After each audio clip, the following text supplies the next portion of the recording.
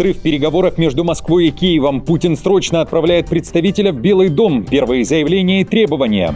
Россия готова подписать мирный договор. Озвучено условие и не Украине. Запад призвали пойти на уступки, а Киеву отдать земли. Ответ Зеленского и обращение к Кремлю. Лондон и Париж передают тысячи ракет для ВСУ. Послание России. Заморозка войны по линии фронта. В НАТО считают, что у Путина нет идей и денег. Где остановится война? Обсудим. Ливийский спецназ на территории Беларуси. Для чего? Что или кто добил солдат Наполеона, которые отступали из России? Ученые публикуют новые данные после исследования останков тел.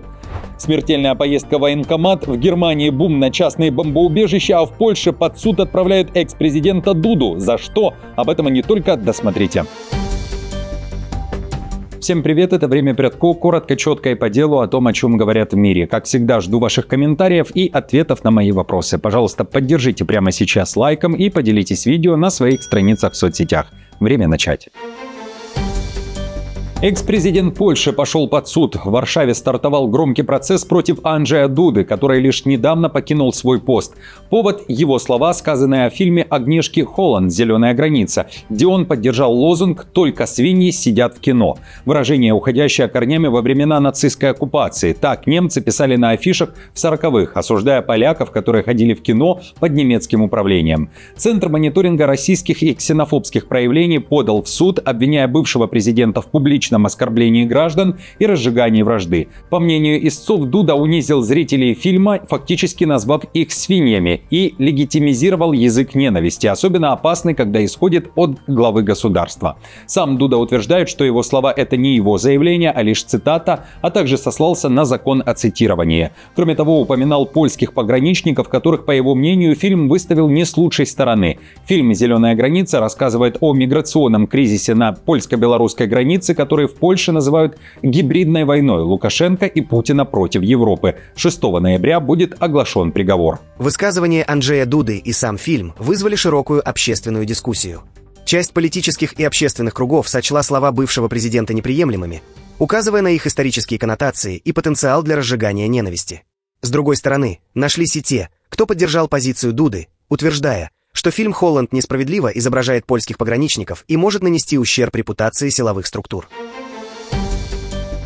Ливийский спецназ на территории Беларуси. Главное командование ливийской армии опубликовало видео, на котором иностранные бойцы с флагом Ливии маршируют по дороге среди берез и тополей. В заявлении говорится о том, что спецподразделения направляются на учения. Специальные подразделения из района Бенина направились на учебные полигоны Беларуси. Пусть Бог хранит бойцов генерала-муджахида Ваниса Бухмады. На этой неделе, напомню, Лукашенко принимал в Минске правительственную делегацию Ливии во главе с замглавнокомандующего ливийской нацармии Садамом Хафтаром. А вот Путин в мае этого года проводил встречу непосредственно с главкомом ливийской армии. В Еврокомиссии же в августе этого года заявили, что зафиксировали рост числа авиарейсов между восточным ливийским городом Бенгази и столицей Беларуси Минском. Западная пресса со ссылкой на еврочиновников писала, что, вероятно, Путин и Лукашенко объединились с ливийским полевым командиром, чтобы спровоцировать новый миграционный кризис в ЕС. В Минске на эту публикацию не реагировали. В то же время белорусская Минобороны и ранее заявляла о присутствии ливийских военных на своей территории. На учебных полигонах они проходили повышение квалификации. В Украине расследуют громкое дело. Мужчина, мобилизованный на улице, умер через сутки после того, как попал в распределительный центр военкомата. Журналистка, которая распространила информацию о смерти мужчины, требует незамедлительно дать ответ на вопрос, что произошло в стенах ТЦК и почему здоровый мужчина получил травму головы. Женщина намекает, что украинец мог стать жертвой, но чьей? В дело вмешались уже правоохранители, и Государственное бюро расследований обещают разобраться. При этом военком утверждает, никто и пальцем не тронул мобилизованного. Он потерял сознание. Военные также утверждают, что мобилизованный успешно прошел военно-врачебную проверку и был годен для службы, ведь ни на что не жаловался. Семье мужчины выразили особые соболезнования. Во время информирования представителями части призывников о бригаде и будущей службе, мужчина потерял сознание, упал и ударился головой о твердый пол. Это произошло на глазах многих свидетелей, военнослужащих и военнообязанных. Пострадавший был немедленно госпитализирован в Киевскую городскую клиническую больницу скорой медицинской помощи. В то же время накануне в Украине обсуждали и резкое заявление главы Комитета Верховной Рады по вопросам ГУМ и информационной политики Потураева, который комментировал появление в соцсетях видео с силовой мобилизацией, или же, как ее называют, бусификации в Украине. Он заявил, что отдельные случаи нарушения происходят, и за них нарушители отвечают перед законом, но при этом большая часть видео, по словам Потураева, это не украинская мобилизация, а ролики россиян, созданные с помощью искусственного интеллекта. Давайте послушаем. То есть они либо сняты не в Украине, на временно оккупированных территориях, либо вообще созданы с помощью искусственного интеллекта. Это просто дипфейки. И это проблема. И россияне, и китайцы будут все больше использовать искусственный интеллект для создания дипфейков. Но только с помощью искусственного интеллекта мы сможем бороться с тем, что создают другие ИИ. А дальше точно никто не сможет отличить правду от подделки. В то же время коллега Потураева Нардеп Камельчук уверяет, что насилие все-таки существует, но в 95% случаев все проходит без рукоприкладства. Однако видеодоказательств нарушений со стороны полиции и ТЦК не сыщешь. Потому что 99% видео не существует.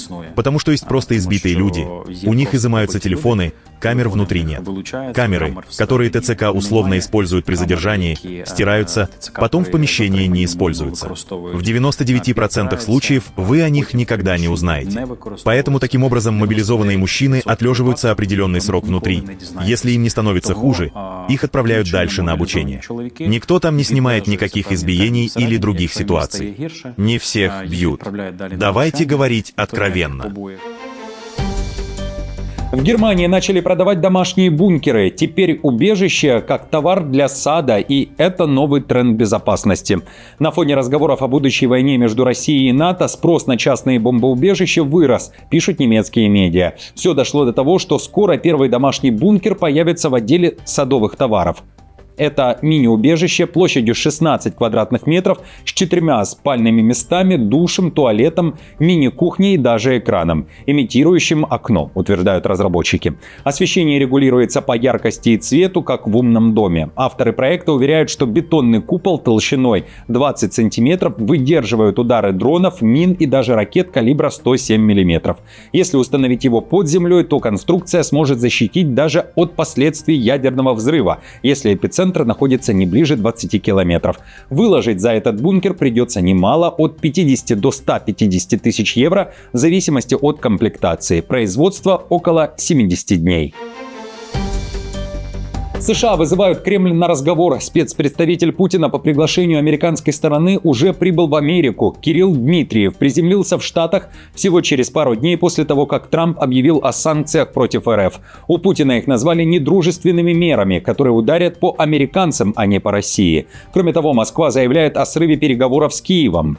И поэтому также мы будем до наших американских коллег доносить, что Украина, к сожалению, срывает тот диалог, который необходим, и срывает, опять-таки, по просьбе британцев, по просьбе европейцев, которые хотят продолжения конфликта. Накануне в Кремле сделали практически идентичное заявление, также назвав поведение Зеленского причиной отсутствия переговоров между Киевом и Москвой. Мы оцениваем как паузу, слишком уже затянувшуюся паузу, которая возникла по причине нежелания киевского режима интенсифицировать этот самый переговорный процесс. И, конечно, это нежелание, оно всячески поощряется, в первую очередь, европейскими кураторами киевского режима. Россия отказывается от дипломатии и выбирает войну. Об этом говорит уже сам Зеленский, который накануне прибыл в Лондон и из британской столицы озвучил обращение к Путину. Готов встречаться в любом формате, а заморозка войны должна пройти по нынешней линии фронта. Если же Москва не ответит взаимностью, необходимо давление. И как только Путин почувствовал давление и возможность появления томагавков в Украине, он немедленно заявил о готовности возобновить переговоры. Но как только давление исчезло, он снова отказался от дипломатии. Поэтому для нас очевидно, что делать. Нам нужно больше возможностей для глубоких ударов. Париж и Лондон заявили о передаче Украине 1000 ракет, Франция отправит Киеву ракеты «Астер», а также истребители «Мираж». Британия же также отвечает залпом. Премьер Кир Стармер заявил о поставке 5000 новых ракет для усиления противовоздушной обороны. Заявления прозвучали накануне по итогам заседания коалиции желающих. Рютте при этом дает зеленый свет. Он уверен, что Украина имеет право бить по определенным объектам на территории РФ. Ведь это защита. Кроме того, глава Альянса считает, что вопрос предоставления ВСУ томагавков еще на рассмотрении у Трампа, а у Путина, по мнению Рютте, большие проблемы. Нет денег и идей. Дальше прямая речь. На поле боя в Украине Путин добивается незначительных успехов. И эти успехи даются огромной ценой. Сотни тысяч россиян гибнут из-за безумной агрессии Путина. Украина продолжает мужественно защищаться, и наша поддержка работает. Правда в том, что у Путина заканчиваются деньги, войска и идеи. Президент Трамп очень хорошо сказал, они должны остановиться там, где находятся сейчас. В то же время в Дании заявили, что Россия должна заплатить Украине за ущерб. Идея о том, что Россия, как государство, должна заплатить за ущерб, нанесенный Украине, это единственно правильный путь вперед. Разумеется, есть ряд технических вопросов, на которые предстоит ответить. Россия далека от капитуляции, а Запад должен пойти на уступки Москве, Киев же сдать территории. Об этом пишет The Guardian, автор материала, старший научный сотрудник и директор программы американской государственности в фонде Карнеги за международный мир Кристофер Чивис. Он пишет, что Украине и ее партнерам необходимо менять стратегию, и вероятно, что дополнительные меры в виде санкций и передачи оружия вряд ли создадут тот шок, который необходим для коренного изменения траектории войны и принуждения Кремля к принятию переговорных условий Украины. Это была цитата.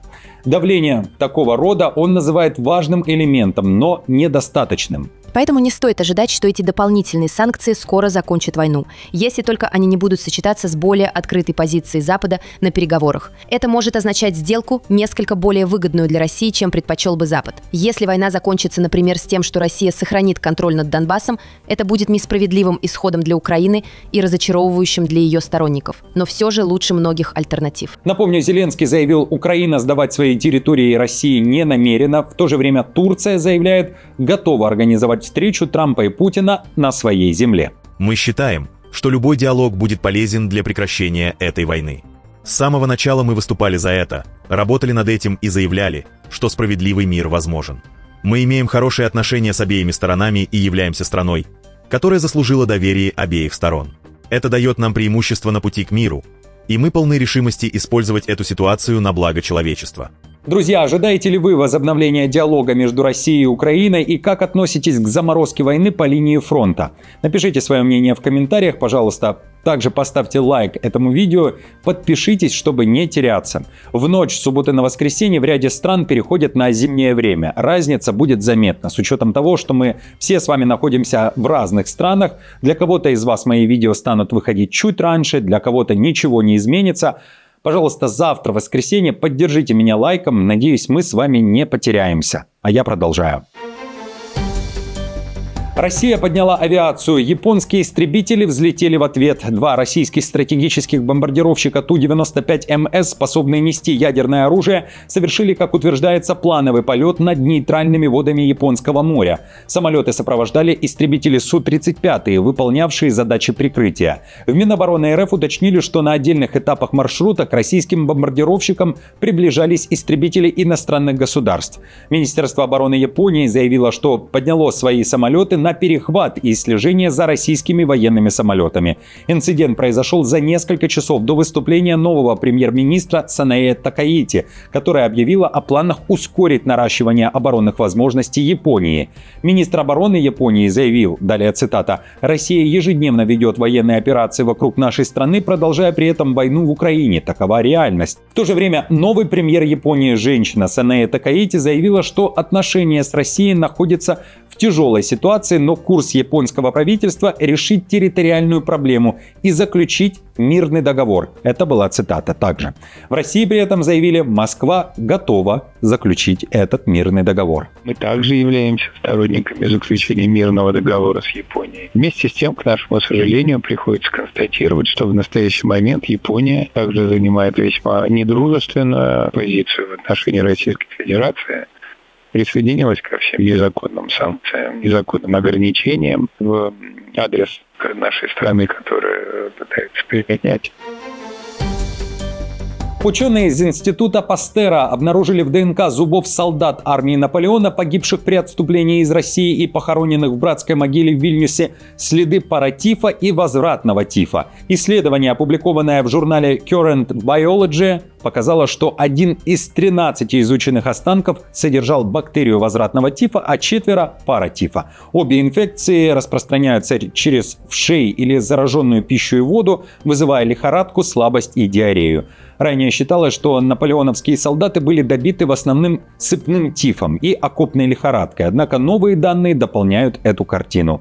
Руководитель исследования Николас Раскован отметил, что болезни усугубили страдания армии, уже ослабленной холодом и голодом. Согласно нашим данным, наиболее вероятный сценарий смерти этих солдат – сочетание усталости, холода и инфекций, включая паратиф и вшиный возвратный тиф.